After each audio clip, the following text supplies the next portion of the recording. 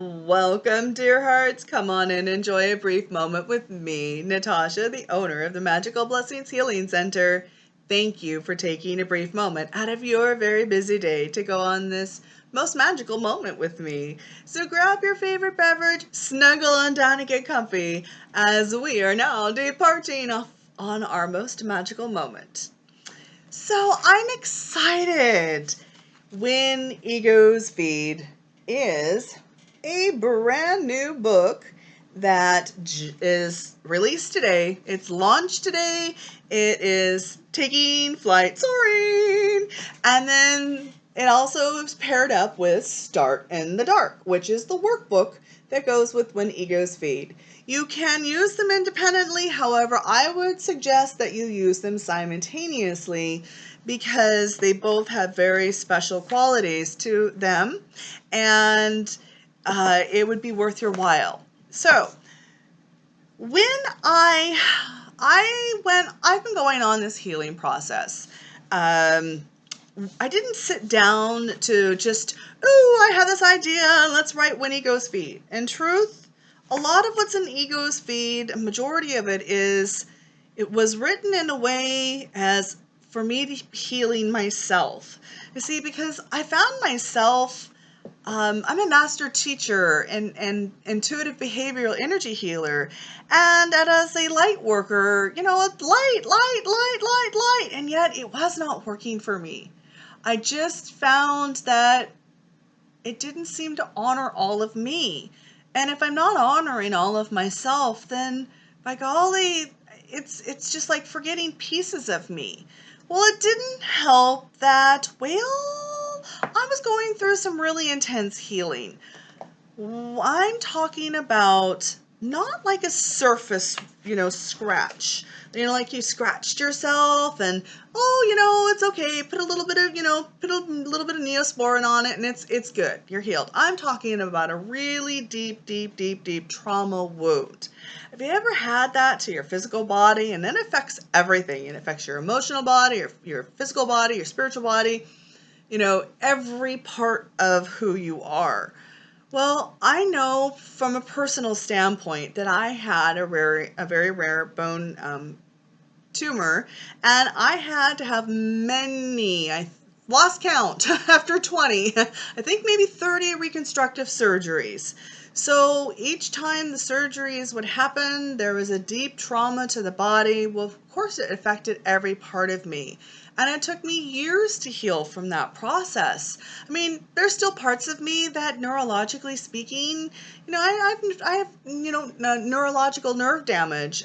You wouldn't know that I actually have a physical disability looking at me. You would have no clue. And I don't walk straight. I walk kind of sideways. But hey, I'm here. I'm alive, and yay, right? Well, when egos feed is, it's when egos feed, I found myself as I'm going through another healing process. And that is, I found myself to be a survivor of a pretty intense domestic violence.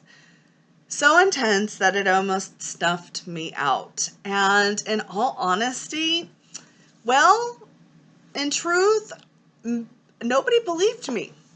There was such a huge disbelief that was even happening to me, so much so that I just was like, fine, nobody believes me, nobody seems to care, why should I? So what did I do? I locked myself in a tower, became very guarded, very, always looking over my shoulder, not sure who I could trust. It's hard to say that, but pretty distrusting at times. I really wanted to, because in my heart, I have this very sweet, youthful, gentle heart, and yet the ego, so, when the ego was feeding the fear, and that's what it was, I became an ego feeding the fear. And then that means I wasn't really living. I wasn't honoring all of the pieces of me, because realistically, we all have beautiful parts of us, great parts of us, and really we do. We have dark, and we have nasty, and we have bad, and we have icky, and we have ugly, and we have super and spectacular and shiny and wonderful, and That's part of our soul growth. And if we are not honoring, respecting and cherishing, there we go, all of the parts of us, then we're not really growing. We're not really living, so to speak. Maybe we do a little bit, but not where we need to be. And that's what was happening with me. So when I began to write this huge surmountable of healing, I mean, we're talking, years of healing kind of thing, like whoo, boom. And it's amazing and awesome. It's because it was like one day I'm writing away and then all of a sudden Natasha's Pandora's box opened and I went, as a master teacher, intuitive behavioral energy healer, I can identify triggers and patterns and beliefs and anything that could block you from hearing your true heart, from seeing your light, all that kind of stuff and triggers. I can see triggers a mile away, and yet it didn't seem to be happening with my own self. State of denial, yet not denying. They were so locked away that I wasn't even sure they were really there. Like if you have something and then you put it in that safe place, safekeeping place, and then you forget where it is. Unfortunately, I forgot the most important person, and that is, who am I? Somehow in all of that mess, I forgot who I am. And, so the ego feeder created quite the beast. And I wanted to share with you a little bit out of here about some of the things that you would see in here. Now, I am going to say that some of the language and the verbiage is pretty intense, and then some of it's very sweet and gentle. The intensity part is, it was what I personally needed to wake me up and start the healing process. And I was divinely and spiritually guided to leave it as such. Okay? So here we go. You ready? Here is a section. It's called The Savage Beast. The ego is this type of beast. It waits in the quiet of the dark and attacks its victims at whim. This may be yourself or others. Either way, the shallows of the hollowness is just what it lusts for and desires. The notion of a beast that lurks waiting for the drip, the hallow, the chaotic commotion and negative mental chatter. It is patient. It waits for its victim. There is no need for speed, as it knows you and just how to feed the addictive patterns and beliefs that hold you in your prison. A cell where the guards and warden know just how to keep you. You feel abandoned, scared, and frightened in your cell as you await your sentence. The creature feeds. This is not a divine creature.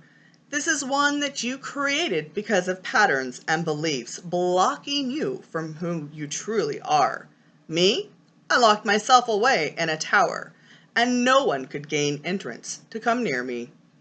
The inner demon hidden from view, and then in the dark it would lust for whatever it could sink its fangs into. A drip of the wound left to puddle and then scab over. That one spot would gain its need to pick at me. The same is true for you. Again, I am using an intense idea to create the commotion to wake you up. The ego likes a sleeping giant. It does not wish to lose, and it will do just about anything to succeed. Seems like insanity of aseity. In a sense, this is insanity at its best, an addictive quality. Why else are you repeating the same thing over and over, expecting a different answer? As I write this, my ego is dancing in the belief, wait, I do not know if I should be angry or should I step back and revel in all of this attention. She must speak of me, but victory, score one for me. I smile at the dismal truth. Yes, I will preclude to my ego and others that I have witnessed, worked with, and helped to heal. Then again, my soul illuminates from the raptures of me and helps me to shine the truth and notions that one must grab a hold of to let go. Souls are of divine love, and love wins over all. Me smiling as my ego hears, I honor and respect you. So that's a brief little snippet into When Egos Feed. And Start in the Dark is a workbook that goes on a very gentle journey and helps guide wherever you are. It's where it meets you wherever you are. In fact, it says here on the back, ready, set, meet me there. It doesn't matter if you have a little bit of a scratch or you have a deep, deep trauma wound. That part does not matter. For either of these. They will meet you where you are at, and then they will gently honor all of the pieces of you, respect all of the pieces of you, and help you build yourself to be the most shining, glorious, illuminating radiance, so that you can be the most amazing, awesome person that you are. I found in this discovery of all of this that I am my most valuable treasure. I'm rediscovering who I am, and I am fabulous, wonderful. I'm a valuable treasure. And so are you. You are your most valuable treasure. So I will end all of this on thank you for going on this brief magical moment with me. Oodles and oodles of love for every one of you. Magical, magical blessings each and every dear heart. Mwah! Goodbye.